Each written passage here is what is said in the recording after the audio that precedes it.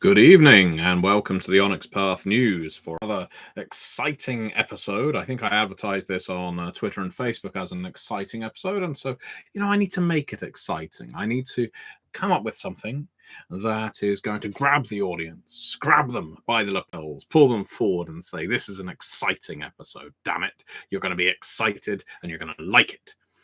And that's something I've often struggled with, the idea of excitement. It's been a very long time since I have, I guess, be it being undead and all, since I felt excitement. It just doesn't really come up very often. I remember when I was little, when I was small, a child, as they say, that an upcoming video game or a movie or a new series of a TV show or a role-playing game coming out would fill me with excitement. And I don't get that kind of excitement bouncing up and down, and I envy people who do. It's a kind of a mental block. I must be jaded. I must be cynical. I think that must be it. I think I must have seen too much, experienced too much, or maybe too little. And maybe it's weathered me to the idea of excitement and ruined the concept for me. I remember when I was but a slip of a lad that I was waiting for Vampire the Requiem first edition to come out. And I was actually queuing outside our local game store. There was a queue of people, can you imagine, outside a friendly local game store, running all the way from the counter up the street a little way for Vampire the Requiem first edition, which was being released alongside the New World of Darkness core rulebook. So many people were excited for it. You had to pre-order it. We all got in. I picked up my copy. I went to local Debenhams, a department store, and I spent the rest of that day sat there drinking tea, eating pastries, and the kind of things they served there in that restaurant, just reading Vampire the Requiem and the World of Darkness. And I remember being so excited for that release. And since then, it's gone. So Vampire the Requiem killed my sense of excitement, despite the fact I love that game. Anyway, the reason I give this kind of preamble before we go anywhere else is because I need to wait for people to file into the room for the Onyx Path News. People get the notification, they see that it's going live, but, they're not going to come in until about a minute or two in. You've got to get comfortable, get yourself a drink, something to eat, maybe light a fire, something moody. And so I've got to tell a story, I've got to keep you entertained, and I've got to funnel you in. But on the subject of excitement, there is something that has excited me again. It has reignited that old flame of excitement. And you know what it is? It's because, and this is my first headline, and it's mostly self-indulgent, my Kickstarter copy of Mummy the Curse 2nd edition arrived. Now, I already have a print-on-demand copy of this. I ordered from Drive-Thru RPG, and nevertheless, I did also back it on Kickstarter. I like to have more than one copy. I will either use it in advance of getting the traditional printed, or I will give it to someone, or it will be for the table, or whatever. Now I can give my print-on-demand copy to one of my players. But yes, I have my traditionally printed copy, and as you can see from the radiant glow, goldish glow, it is a beautiful book. I had no idea that the cover would be so fantastic, and that, honestly, it doesn't do it justice to see it on screen. You do have to see it in person. I remember being blown away with Mummy the Curse first edition when I got it. It's really, speaking of reignition, it reignited my love of New World of Darkness and Chronicles of Darkness as became, and of course was the book that more or less got me into freelance writing. And my first paid assignment was on Sothis Ascends for Mummy the Curse.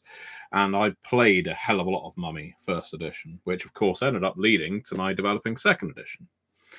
And nevertheless, I remember thinking, I'm not too keen on the colour scheme for first edition. I think that's fair, isn't it? I think you can look at a book like Vampire the Requiem or Changeling the Lost or Geist the Sin Eaters and think, ooh, that colour scheme really grabs me, that speaks to me. And then you might look at Mage, The Awakening, and Mummy the Curse, and something else and think that colour scheme doesn't. It's all subjective.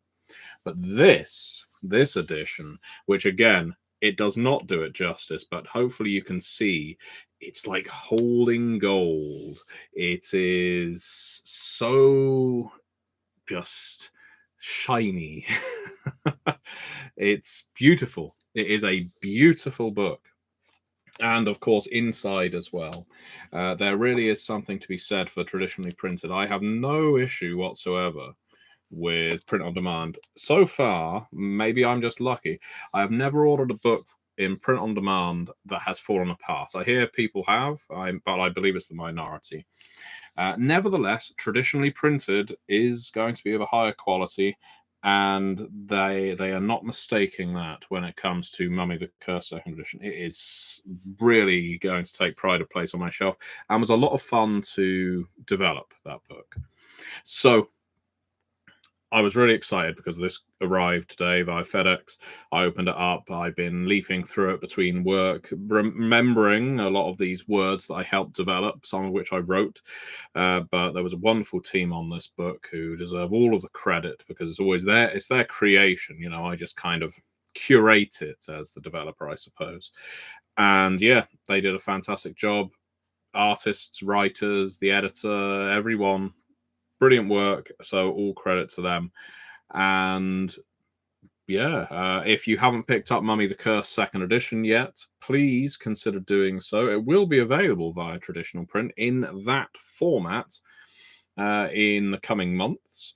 But if you can't wait, there is a link to Mummy the Curse Second Edition in the video description below, where you can buy it from Drive-Thru RPG in PDF or print on demand.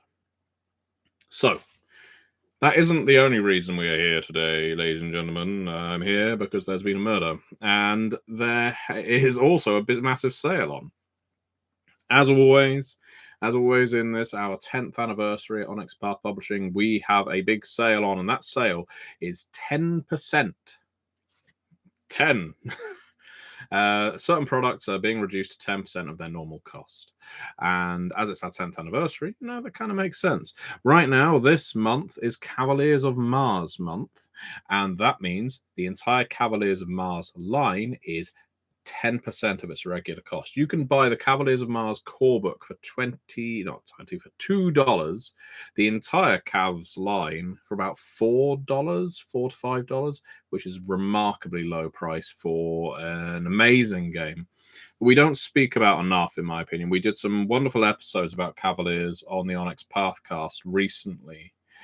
But if you're unfamiliar, as the name implies, it is a game set on Mars, but it's like a Martian renaissance. I remember Rose Bailey said, if there are canals on Mars, there must be a Venice. And so you have this kind of musketeers on Mars atmosphere. You've got all the different species of Mars. You've got loads of kingdoms and civilizations there. The number of story hooks within that book, and you know I'm a big fan of story hooks in a book, is ridiculous. It's a beautiful book to look at. It's wonderfully laid out. It's got a novel system that we haven't replicated elsewhere. It's exclusive, unique to Cavaliers of Mars. And character building is a joy. I have ran it. I ran a very Three Musketeers meets Scarlet Pimpernel meets Man in the Iron Mask. I did a lot of that kind of French classic, I guess, in set on Mars. And so there was lots of swinging on chandeliers, taking down corrupt cardinals, and so on. It was great fun. Lots of swashbuckling was to be had, and it's a game that rewards that kind of outlandish play, over dramatic characters. I'm a big fan of it, so do check out Cavaliers of Mars. It is on sale, but only for a short duration, because very soon we will be moving on to our next product that will be reduced to 10%. What will it be? We will have to find out soon. Again, the link below will take you to that sale that you should take advantage of, because it will not last forever. And even if you only buy the core book during this sale, I promise you it's worthwhile. For the low expense of $2, really, it's silly not to, while it's at such a low cost. But As ever, Onyx Path releases a new product every single week. And yes, I know, I always boast about it. I always declare what a fantastic thing that is that we managed to do it. And yet we do it. And this week, no exception, we released cards and a book. What cards did we release? Well, we released cards for They Came From Beyond the Grave. We released cards for They Came From Camp Myrtle Lake. We released cards from Heroes in a World of Horror. Cards everywhere. And that is a pretty good thing because people love their Beyond the Grave cards. People love their quips, their cinematics, the things that you use to trigger those wonderful abilities and They Came From that you and I love so well. And because new quips and cinematics have appeared in, of course, Beyond the Grave, in Camp Murder Lake, and quips in Heroes in a World of Horror, you can now order print on demand cards for each of those books. They're really low cost. Again, it's linked below to where you can get them. And I genuinely think that to get the best from They Came From, if you're playing it in person, you need to play with physical cards. It really helps. It drives home the fast-paced nature of the quip. If you slam it down and you say it, it means you don't have to say it and then say that was a quip. You know, that's kind of what you have to do when you're just playing over voice, or if you don't have the cards. I think the cards are an indispensable part of the game, so if you haven't picked them up yet, please consider doing so. They hardly cost much of anything, especially if you order them all together, and they will really enhance your play. But as I said, we also released a book. It's a book that has already been released, but we're releasing it via a different format. It is Pirates of Pugmire. And Pirates of Pugmire was a book I actually contributed to as a co-author, developed by the ever-fantastic Eddie Webb, and was one of the most fun books I have ever had the joy of contributing to. I never tire of revisiting the realms of Pugmire as an author. I've not done it enough, in my view, and that's not a criticism of you, Eddie. I developed Pan's Guide for New Pioneers. That was one of my very first development projects, in fact, and I'm still very proud of how that book has turned out. We really tried to be a bit experimental with the layout for a starting adventure. And it works. I think it really works. It's a book, Pan's Guide, that also has a video series that goes along with it, so that you can basically follow along one of the characters' stories through audio. It's a wonderful feature, and I would love to hear of more people playing it. But not only did I develop that, I also co-wrote Monarchies of Mao and Pirates of Pugmire. And of all of those, Pirates of Pugmire is a firm favorite because it's so rare that I get asked to write fiction, which I got to for that.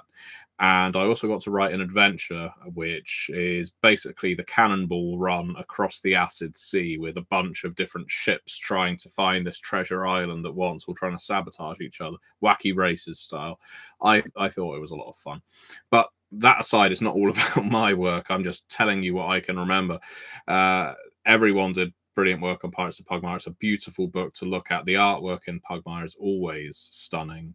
And you can now buy that via Amazon print on demand. So if drive-through doesn't work for you, maybe you're in a country where it can be awkward to receive books via print on demand from drive-through RPG, Amazon print on demand may be your better option. So do check it out. It is linked below, and the same goes for the cards, same goes for Mummy the Curse, same goes for the Cavaliers of Mars sale.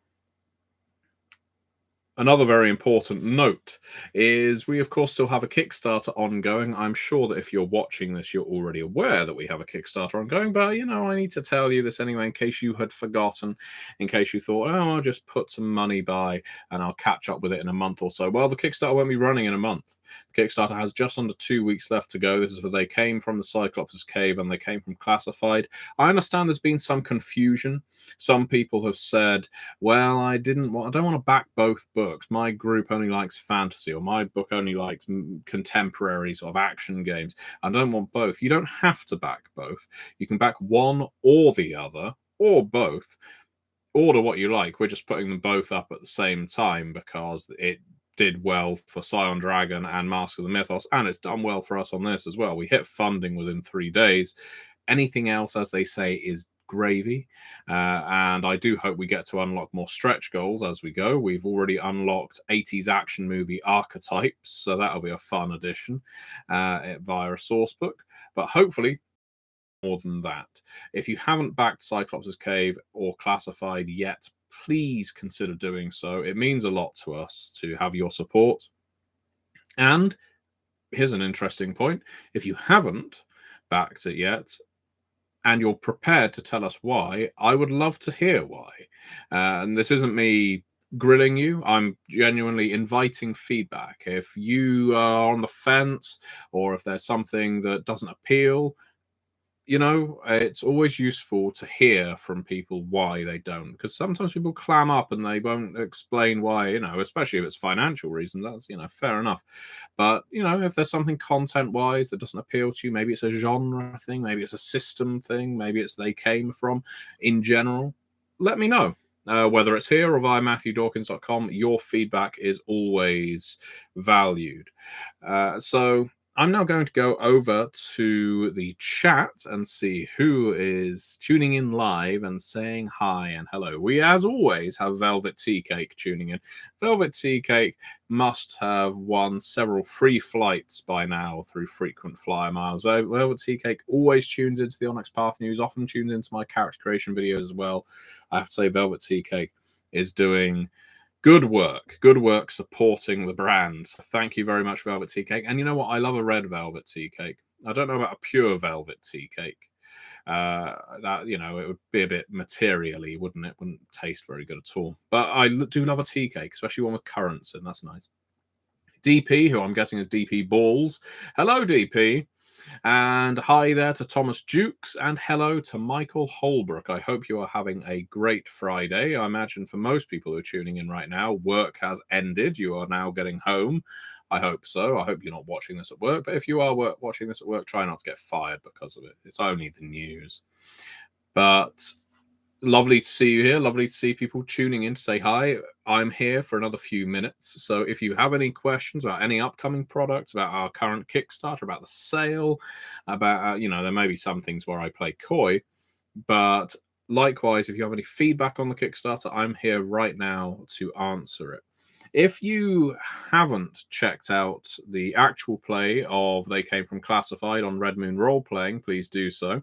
If you haven't checked out the Cyclops Cave actual play on this channel, please do so. There is also a They Came From Classified character creation video on my channel, The Gentleman Gamer, and a Cyclops Cave character creation video on this channel, The Onyx Path. So there's also places you can go to find out about it. If you are interested in Cyclops and Classified, you can also go on EN Live, as in EN World.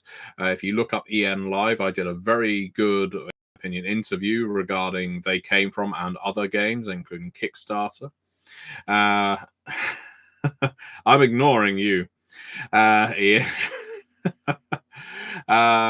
So yes.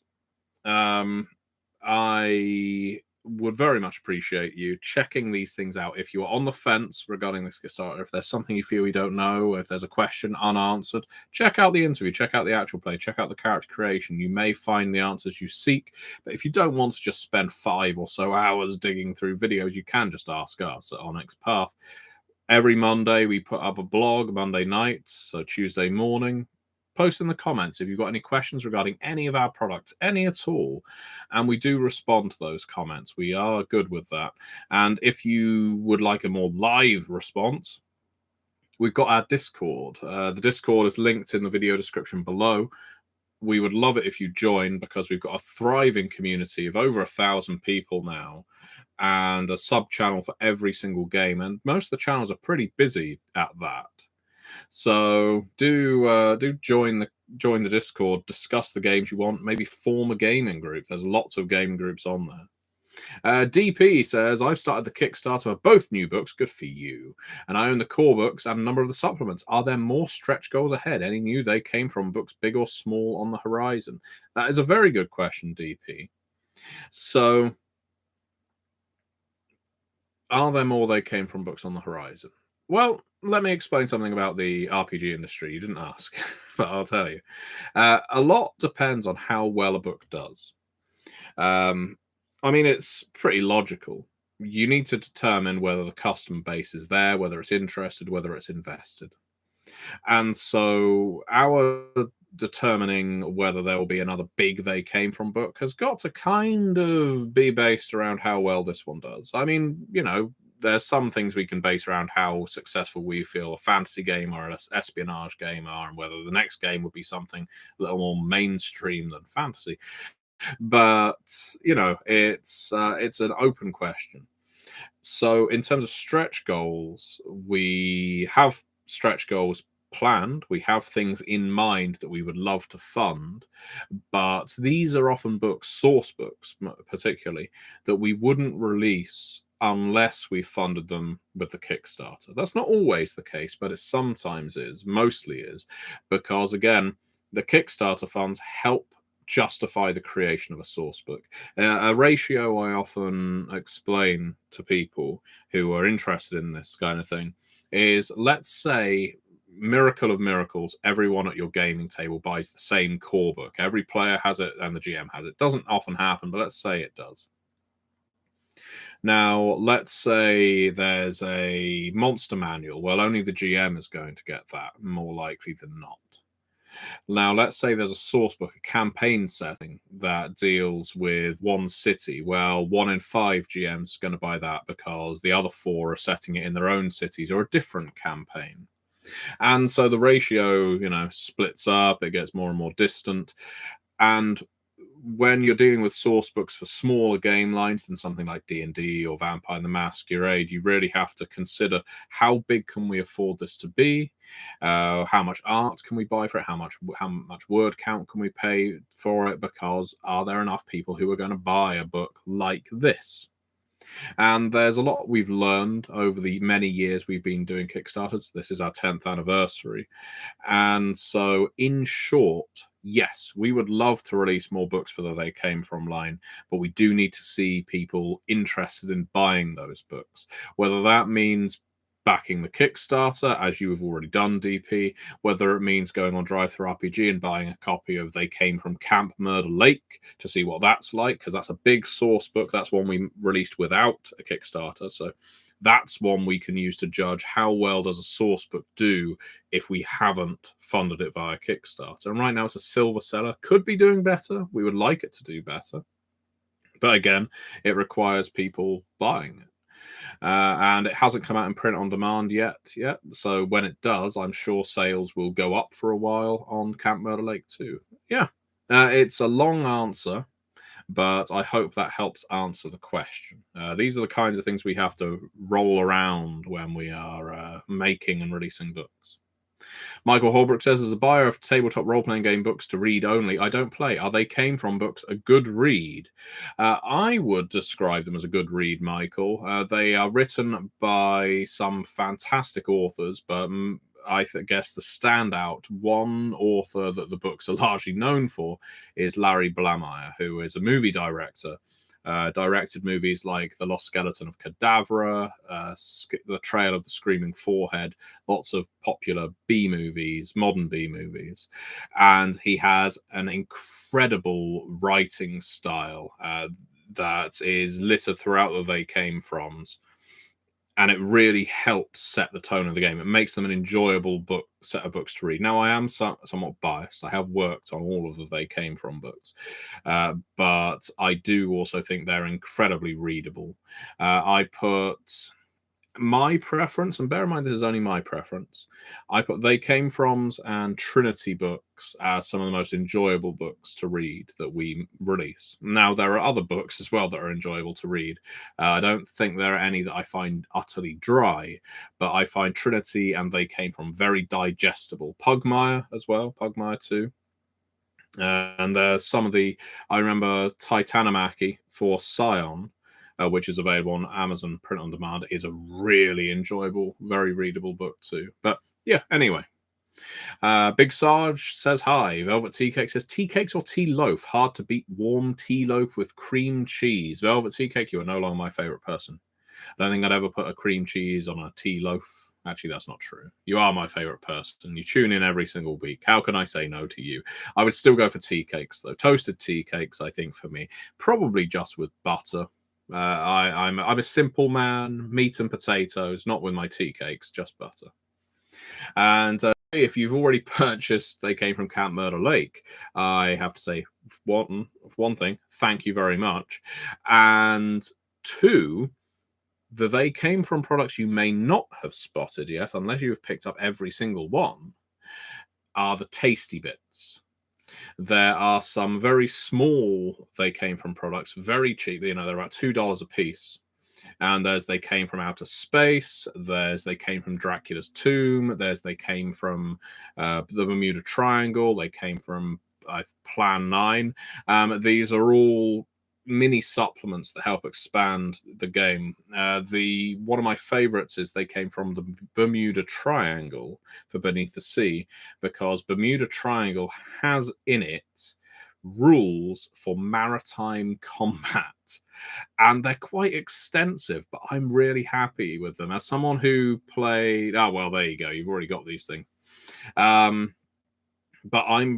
as someone who's, one of my first role-playing games was a pirates role-playing game called Run Out the Guns. Some of you may have played it before.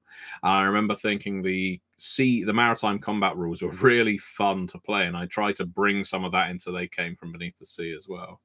And yes, as Ian points out, people keep asking for They Came From Outer Space. It's right there on Drive Through RPG.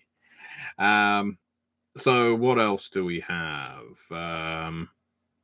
Thomas Jukes found, I'm guessing, the tea cake, tea loaf discussion and emotional roller coaster. DP says, characters start with 3 tropes. One is from other. If you're running a kitchen sink game, would you allow tropes from any archetype from any book? Same line, any archetype from any book. I've pointed out a few times, but it's always worth mentioning again, that They Came From games are built to be cross-compatible. In other words, you can play a character from Beneath the Sea. Well, you can create a character in Beneath the Sea and play them in Classified. The example I've used a few times is I'm running a campaign of Classified right now. There's an operative from Classified in that game. There is a quartermaster from Classified in that game. There is also a survivor from Beneath the Sea in that game, and a mystic from Beyond the Grave in that game. And it's a very Live and Let Die inspired campaign, or it was when it started anyway. It's moved on by now. It's gone more Avengers than the Steed and Peel Avengers, than Bond. But that's a good thing. We like that. We like the episodic. Each scenario is a different case with sometimes returning villains. So yeah, that's a lot of fun. But yes, you can definitely interchange archetypes and tropes. If you own all of the core books or all of the books that contain tropes, archetypes, and such in, then definitely swap them around. Some, I guess, are harder to justify than others, only in the sense that the kid from Heroes in a World of Horror may struggle, I guess, in a Classified game. You could have a plucky kid secret agent, and likewise the wild child in Cyclops' cave. Yeah, but maybe not. Maybe not. You could play a punky character in a Masters of the Universe style game where the monsters from Cyclops' cave come through to our world, and you're playing the teens from Camp Murder Lake. So yeah, it all works. All works. says, hello, any new Chronicles of Darkness games or big crossover sourcebooks in the works after Deviant? Well, the big crossover sourcebook for Chronicles is Contagion Chronicle, and that has Deviant in it. So you can already do crossover for Deviant the Renegades.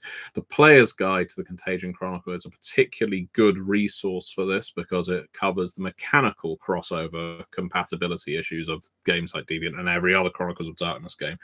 And I think there's some more Contagion Chronicles books coming. I think Global Outbreaks, I don't think it's out yet, Global Outbreaks. So that's a big campaign setting crossover book that has elements from every single one of the Chronicles of Darkness game lines into. So yeah, there are more Chronicles of Darkness books coming. And so Velvet TK says they came from beyond Dracula's tomb in space. Yes, I guess I would be surprised if at some point Christopher Lee didn't do a sci-fi Dracula movie that he loathed, where Dracula wakes up on the surface of Mars because that's where his coffin's been sent, like in a Jason X kind of way. I noticed some rules might move over to other games, like certain horror tropes from They Came From Beyond the Grave and other settings. You are quite correct, DP. As Ian says, the early placeholder name for the Contagion Chronicle was the Crossover Chronicles. So we were very direct with our intentions. In fact, I can elaborate on that. My first pitch, when I said I will develop the Crossover Chronicle, was it was going to be called Crossing Over. And it was going to have a undead, underworld, not the movie, kind of theme. And I think it was considered too twee to call the Crossover Chronicle book Crossing Over, as in dying or entering the twilight frequency of Chronicles of Darkness. So we went with Contagion Chronicle. Oh, any more core books after Deviant, says Oh. Well, that remains to be seen. I know that we would love to work on more Chronicles of Darkness core books. There are lots of core books we would love to work on in general, not just Chronicles. It all depends on Paradox. Ultimately, they own the license. We can send them pitches, but it's up to them to approve them. And that's pretty much where we stay with it. We still have several books to come out for Chronicles of Darkness, not core books. Obviously, Hunter still needs to be sent out to Kickstarter backers. But as pointed out earlier, backers of Mummy the Curse should be receiving theirs now. And I think Deviant has been arriving with people at this point. I believe, I know you can certainly buy it on Drive-Thru RPG.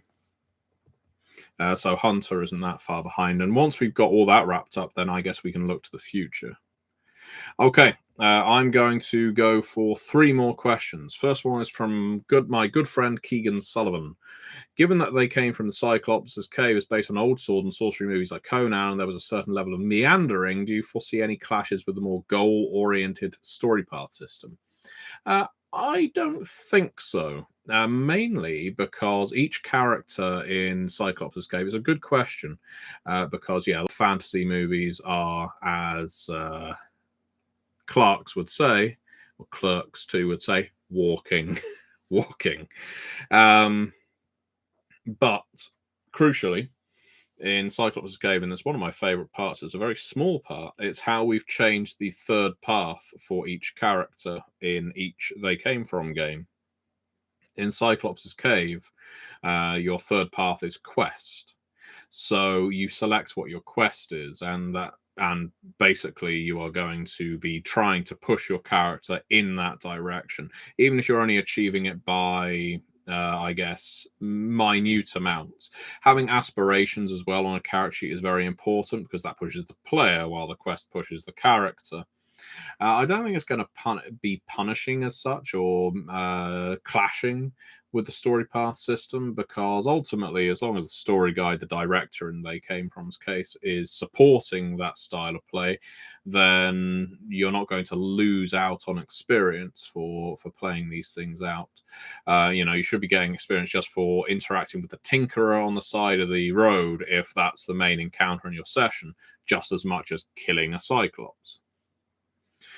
This isn't the next question, DP, but I'm going to take it. Secret submarine soldiers versus the cannibal Cyclops from space. I feel very bad for the other Cyclopses if that's a cannibal Cyclops, because it does mean he only eats other Cyclopses. But it does seem the secret submarine soldiers are versus the cannibal Cyclops from space. So I'm guessing maybe they're firing some missiles up via their submarine toward the Cyclops from space. Maybe that's how it works. So we can have one more question. It doesn't have to be relevant, doesn't have to be pertinent. I will give you around 30 seconds to pose it. And if I get nothing, I'm going to sign off for the night, because this has been a very long Onyx Path news. And I've told you a lot about books that are coming and books that have just come out. While I'm waiting for that question, don't forget, Cavaliers of Mars for a very short time is at 10% of its regular cost. The link to the sale is down below. We have released cards for Beyond the Grave, Camp Murder Lake, and Heroes in a World of Horror. These are quips, cinematics. You can get them all on Drive-Thru Cards. They are also linked below. You can get Pirates of Pugmire via Amazon Print on Demand, and our classified Cyclops' Cave Kickstarter is still ongoing. And we have now got a last question. Oh no! Well, I've got two questions, but I'm going to ask I'm going to answer both of them because one's very quick. Thomas Duke says, "Is a hot dog a sandwich?" No. There you go. That's the answer. And as Bromeliad, I'm thing is, pineapple. I know. So the deliberative podcast says, can you make a new T-shirt that is just the Exalted Third Edition logo across the chest and no other image? We can maybe. I mean, Ian, if you're still here, take a note. That's a very good request. And if you could remember to do this deliberative podcast, do go on the Onyx Path blog and leave a comment on the Monday meeting, either this month, coming Monday or Tuesday, to that effect as well. So we definitely see it. And yeah, we can see whether it's possible. That's it. That's all I've got time for tonight. So thank you very much for watching. Please back our Kickstarter. It means a lot when you do, even if it's just for $5 to review the manuscript. And yeah, I hope everyone has a very pleasant weekend. I know I will be, because for at least one of the people watching this right now, I'll be running V20 Dark Ages for you tomorrow. And for another person watching this, I'll be running They Came From Beyond the Grave for you on Sunday. So I have a busy weekend. So I will say good night. Thank you for watching.